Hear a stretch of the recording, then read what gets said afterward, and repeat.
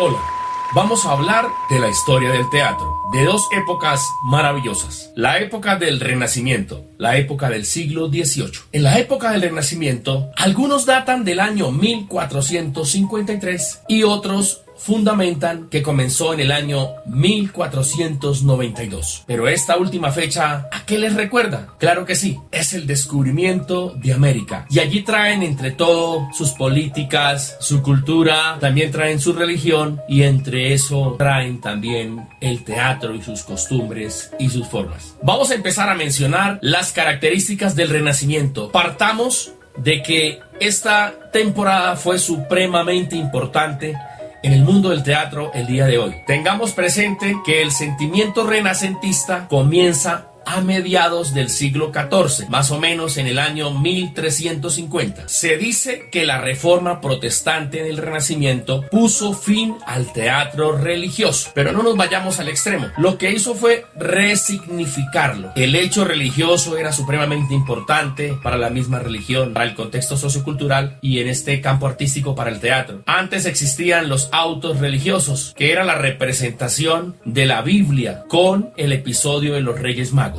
Más o menos en el año 1145. Cogió mucha fuerza sobre el siglo XVI, más o menos en el siglo XV, donde empiezan a abolir toda esa corriente religiosa y da paso a lo que llamaremos el teatro profano. Entra entonces lo obsceno, lo prohibido. Reaparece en el teatro el estilo cómico y grotesco. Y también se empiezan a ver actores más profesionales y de cierta forma desplazaron a los artistas y actores del común. El Renacimiento le da importancia al hombre. El tinte es antropocéntrico. ¡Pum! Llega Gutenberg con la imprenta, dándole una salida excepcional al mundo del teatro, ya que se puede imprimir, se pueden hacer los libretos, se puede difundir más tecnología en el teatro. Aparecen las clases sociales y las personas pudientes empiezan a tener una necesidad por el arte y por la literatura. Y es allí donde el teatro profano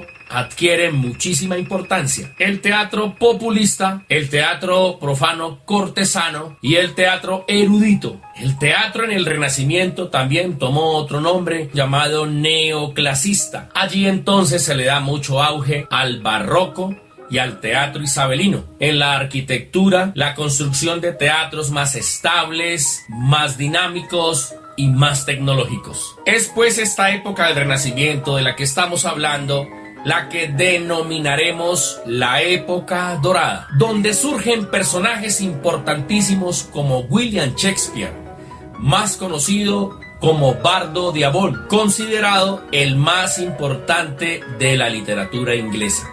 Uno de los eventos más importantes a tener en cuenta en esta época del Renacimiento es la creación de la comedia del arte, asentándose en el siglo XVI por toda Europa, en especial en Francia y España sobre los siglos XVII y XVIII. Es un excelente momento para el mundo del teatro.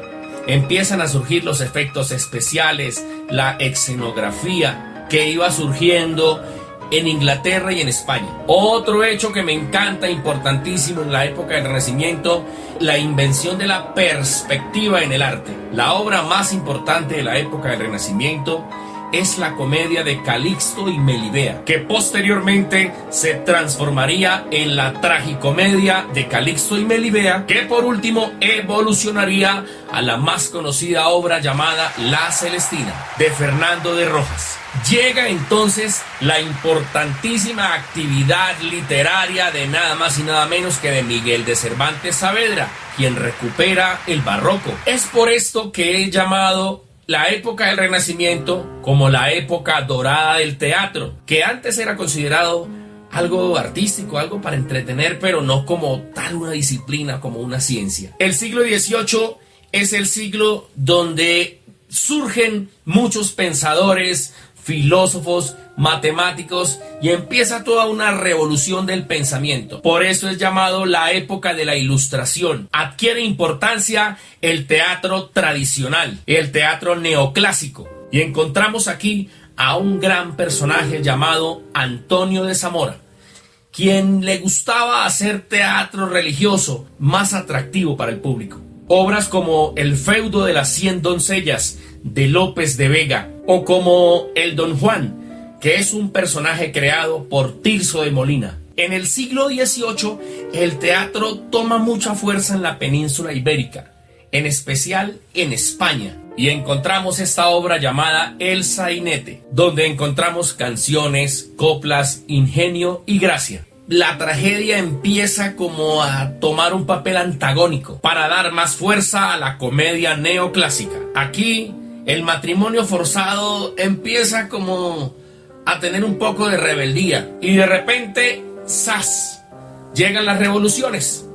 Por ejemplo, la Revolución Americana, que fue dada en 1772, la tan recordada Revolución Francesa en 1789. Y todo esto da paso a que se genere también la revolución en Gran Bretaña, que va a tener un impacto mundial importantísimo en el desarrollo y la tecnología. Eran fondos más coloridos, más alegres y frescos, más vivos.